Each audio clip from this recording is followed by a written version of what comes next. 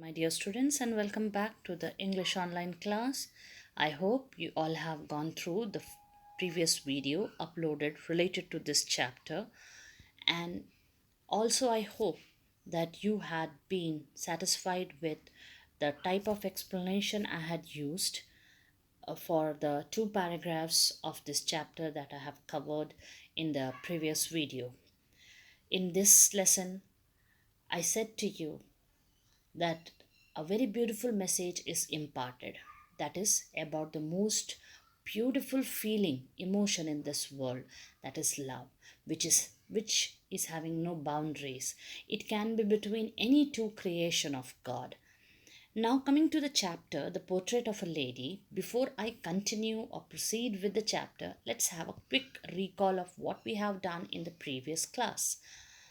The chapter written by Khushwant Singh is actually an autobiography, and he has shared with us his experience with one of his beloved family member, that is his grandmother. When we talk about grandparents, obviously we all are having special attachments with them because of many reasons. And here the portrait of a lady, that lady is the grandmother of Khushwant Singh. I call her as the grand lady. Remember, when I say grand lady, grand means something very big, something very elaborate. And here it is about this lady, her nature, her character, her goodness, and various qualities I'm talking about. And that's why I call her a grand lady. When we talk about this portrait of a lady, in this particular chapter, in the previous video, we covered two paragraphs in which, in the first paragraph, we came across the fact that Kushwant Singh, he says that it is very difficult for him to believe that once upon a time his grandmother could be young and pretty and above all had a husband, because he says when from the time he had seen his grandmother, she had always looked very old to him with all the wrinkles over her face. So it's very hard for him to believe. It looks like as if though this topic itself, this fact itself, that she was young, she was pretty, she had a husband, is something very, very disgusting, or you can say that it is very kind of a ridiculous matter being put up by the people, because he don't believe what people said to him. And further, about the grandfather, he says that he had never seen his grandfather, most probably, and only he got to see the portrait of his grandfather hung above the mantelpiece. About the mantelpiece, I already told you in the previous one. And in this, he says that the portrait, if I see carefully, in the words of Kushwant Singh, his grandfather seems to be very old, so old that it is hard to believe that he could ever had a wife or children. But yes, definitely one can have a bet that he had a numerous number of grandchildren. That was the way how a small child, when Kushwant Singh was, he used to think about his grandparents. In the second para, we people have seen the physical beauty, or you can say that the physical appearance of the grandmother is been described over here in the second para. In the second para, it has been said that she is short, she is fat, and she is slightly bent, with wrinkles running from head to toe. And it has also been said that she is definitely not pretty in the eyes of Kushwant Singh, but she is very beautiful. Now, here a question rises in the head that how could it be that she's not pretty but beautiful, because both the words, they are just the synonymal type of words being used by a person to describe a person to be beautiful. So how come not pretty but beautiful? Difference is there, my child. Here the thing is that Kushwant Singh is using the word pretty and beautiful for two different aspects. First aspect, pretty, he is using for outer beauty, means a person who is beautiful in looks. But beautiful is the word he is using for someone who is having a grace in himself or herself, a person who is very beautiful from inside, character wise, nature wise. And that is what he calls his grandmother. Further, he said that she used to hobble around in the house. Hobbling means a person who is not walking properly but limbs and walk. And in a white, in a spotless white, means she used to wear on a white mm, cloth, maybe a sari or whatever maybe, and it used to be spotless white, means not even a single mark. So, and here somewhere spotless white is talking about the, you can say, the purity of the person. And then he says that she used to use one hand to support her stoop, I told you, a slightly bent figure. So she was slightly bent, so that's why she used to keep one hand over her waist kamar, and so that she can support her body, and the other hand was very busy. What it was busy in? It was busy reciting, telling the prayer beads of her rosary while reciting the prayers. And prayers also inaudible, you cannot hear the prayer, but continuously her lips will be moving, and definitely it will be for prayers only. And her silver locks, if you remember, I said that silver locks means the gray hairs, the white hairs, were untidily spread over her pale, wrinkled, puckered means wrinkled face. And the most beautiful line that is used to describe the grandmother here is the winter landscape of in the mountains. The winter landscapes in the mountains means a site in which the mountains are covered with snow, and you're standing and watching it, a really soothing sight. And this happens because the lady we are talking about, the grand lady we are talking about, the grandmother we are talking about, is a very calm, a genial, a peaceful, and above all, a contented person. A santoshi insan means she is satisfied with what she is having. That is what it has been mentioned over here. Now let's continue. My grandmother and I were good friends. My parents left me with her when they went to live in the city, and we were constantly together. She used to wake me up in the morning and get me ready for school. She said her morning prayer in a monotonous sing song while she bathed and dressed me, in the hope that I would listen and get to know it by heart. I listened because I loved her voice, but never bothered to learn it.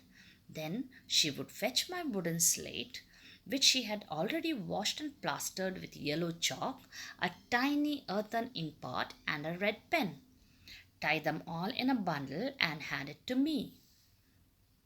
After a breakfast of a thick stale chapati with a little butter and sugar spread on it, we went to school. She carried several stale chapatis with her for the village dogs. Okay, this chapter is basically about the different phases, phases, of a relation between the grandson, that is Kushwant Singh, and his grandmother. This para which I read out right now, it's about the first phase. The phase in which, as a small child, Kushwant Singh was left with his grandmother by his parents because his parents went to city in looking out for job or work or whatever may be. So now when he was living with her in the village, how it was, let's see. He calls his grandmother as a very good friend of his. Really, any relationship persists only when friendship is there first in that. So they were very good friends. And he says that when his parents went to live in the city, from that time onwards, constantly he was living with his grandmother. And what was the basic routine that has been mentioned over here in this paragraph?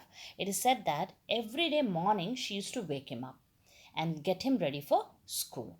And while she used to give him bath and dress him up for getting ready for school, she used to say the morning prayer in the same monotonous sing-song manner. Monotonous means the thing which is done in the same manner every time when it is done. And sing song, gaate hue. And she used to say the prayer in a sing song manner, same prayer, same way, every day morning.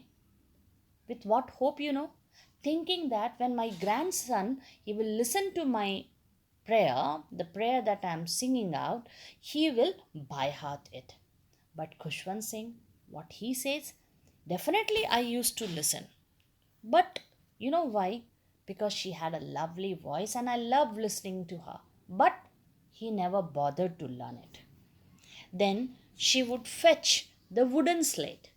Now, my dear students, in your time, you people have seen the copies, the pen, and all those kind of things. But in the olden time, very old days, it was the slate which was used. You might have seen the slate in a very young age when you people were small children. But in those days, the slates were also very different. Sometimes they used the wooden slate, sometimes they used the slab, the black stone for writing purpose. But here, the grandmother, she used to get his wooden slate ready. How getting the wooden slate ready, you know? The previous night, she used to plaster, means putting a coat over the wooden slate of yellow chalk.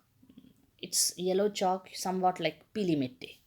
And then she will keep a tiny earthen ink pot. Yeah, correct. It's not like the pen of today's.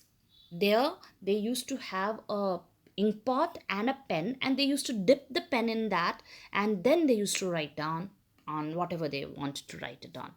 And then these all things she used to bundle up. No school bags, no school boxes. In a bundle, in a cloth, she used to tie it up in a bundle and then hand it over to him. Now comes breakfast.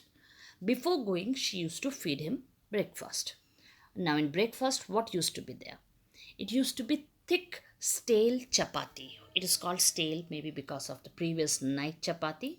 And how on top of the chapati, she used to put a little butter and sugar and then spread it over. Like how you people spread jam, butter, cheese, etc. over the bread or the chapatis. Exactly like that. She used to put little butter and then sugar on top of it and then give him it as breakfast. Now, what she used to do with the left out stale chapatis? She never used to throw them, but instead of that, she used to bundle it up. Means she used to pack it up. You know for whom? For the village dogs. She was a generous, kind, as well as an animal lover also. She used to carry the stale chapatis for the village dogs. Now let us see what they used to do when the grandson Khushwant Singh used to go to the school, how she used to spend her time.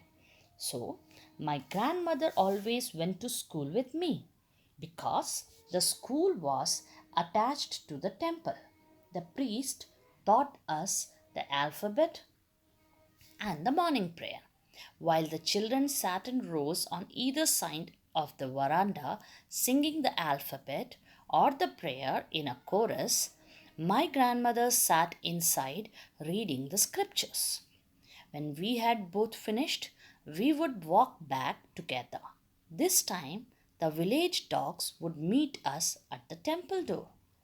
They followed us to our home, growling and fighting with each other for the chapatis we threw to them. Okay, so it was not that after getting him ready, there was a bus or something to come and pick him up. She herself, means the grandmother herself, used to take him to school.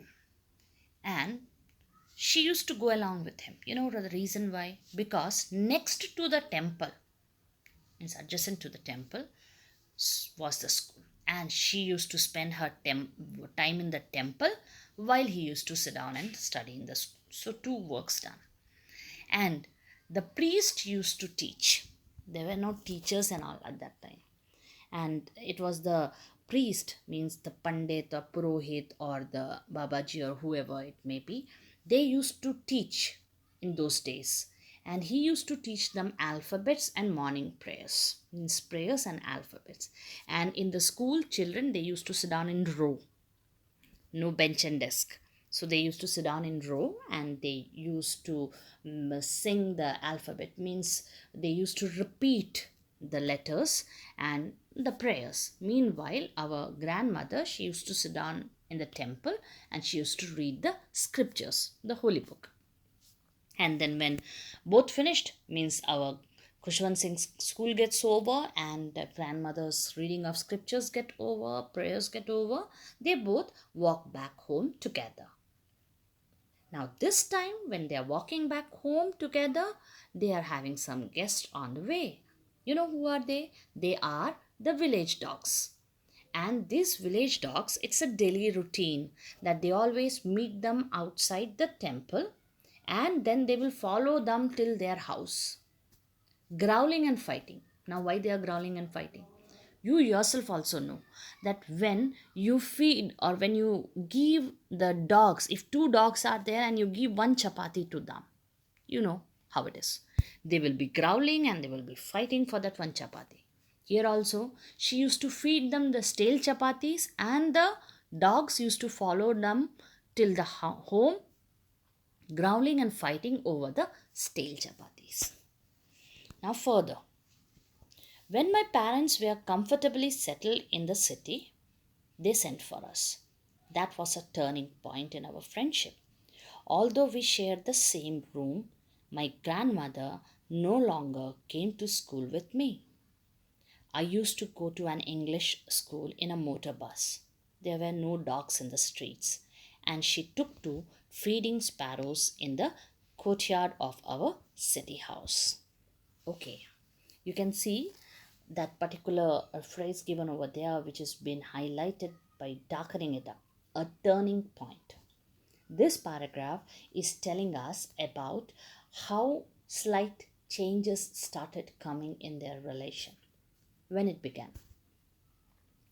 Till now, he had been there with his grandmother in the village. This was the first phase. Now came the next phase. The change began. The parents of Kushwan Singh, now they were settled in the city, means they might have got the work and job and all those things, and they were settled down peacefully in the city. So they said Kushwan Singh and grandmother to be with them in the city house. And Kushwan Singh says that from here onwards, a turning point, means a twist, a change came in their friendship. They both were living in the same room, they shared the same room, but grandmother could not go with him to school like how in village she used to do, because here in city he was going to an English medium school, and for going to school there was a school bus.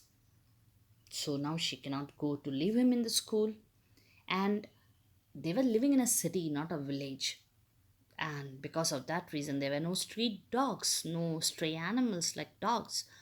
So, what she did, she made a slight change in her routine. She started feeding the sparrows in the courtyard of their city house. Courtyard, angan. So, she started feeding them over there. Further, as the years rolled by, we saw less of each other. For some time, she continued to wake me up and get me ready for school. When I came back, she would ask me what the teacher had taught me. I would tell her English words and little things of Western science and learning, the law of gravity, Archimedes' principle, the world being round, etc. This made her unhappy. She could not help me with my lessons. She did not believe in the things they taught at the English school and was distressed that there was no teaching about God and the scriptures.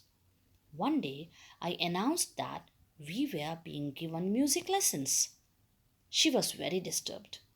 To her, music had lewd associations. It was the monopoly of harlots and beggars and not meant for gentlefolk. She said nothing, but her silence meant disapproval. She rarely talked to me after that. Okay, as the time passed, years rolled off. They started seeing very less of each other. They were in the same room, but very less. For little time, she used to wake him up in the morning to go to school and get him ready for it. And when he used to come back home, like how when you were small children, your mother you might be asking you, beta, what you studied today in school, and then you used to say this and that and this and that. though nowadays it might not be in that same process. So here also same thing, that he used to tell her that what he had studied in the school.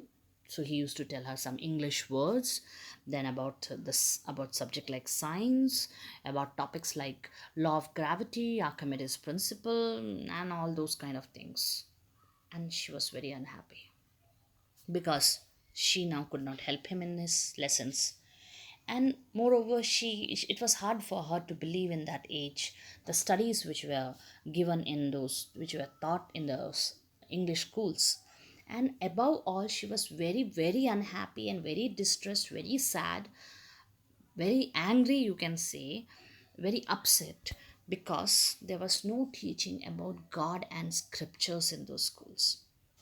And one day, above all these things, one day it so happened, our writer, he came to house and he said that we are going to be taught music classes, music lessons are going to be given. You know that it's like a fashion nowadays to have all these kind of lessons, and it's a mark of status.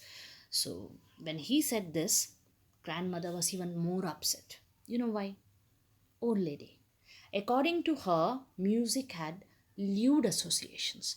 Now, what is lewd association? Association means connections. Okay, so it is, according to her, music is something which is connected to people of lower caste, a low level. Okay, and it was the monopoly of harlots and beggars. Harlots are those who sing song for their livelihood. So according to her, only the beggars and these kind of people, they can use it. It is a monopoly, means it must be only the restricted thing to be done by these two categories for their livelihood, and not meant for gentle folk. Not meant for gentle folk means not to be learned by children of good house. Okay, she said nothing. She said nothing, but she was silent. And we say, na, silence also means an approval or a disapproval. So, somewhere, this silence of hers means a disapproval. And after that, Kushwant Singh, he says that she rarely spoke to him. This was not the end. Again, something happened. But about that, we will be talking in our next video. Till then, take care, stay home,